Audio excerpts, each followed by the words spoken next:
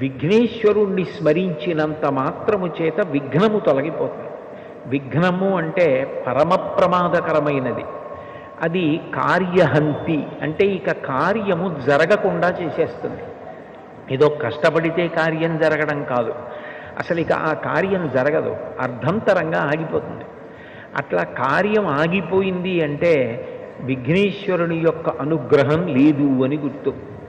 అందుచేత విఘ్నమును తొలగించి కార్యము జరిగేటట్లు చెయ్యగలిగిన వాడెవరు అంటే విఘ్నేశ్వరుడు. విచిత్రమైన విషయం ఏమిటంటే, ఇంత గొప్ప అనుగ్రహం ఇవ్వగలిగినటువంటి విఘ్నేశ్వరుడు కేవలముగా తనకేదో పెద్ద ఉపకారం చేస్తే, చాలా గొప్ప పూజ చేస్తే అనుగ్రహించడం కాదు, పరమ తేలికగా అనుగ్రహిస్తాడు.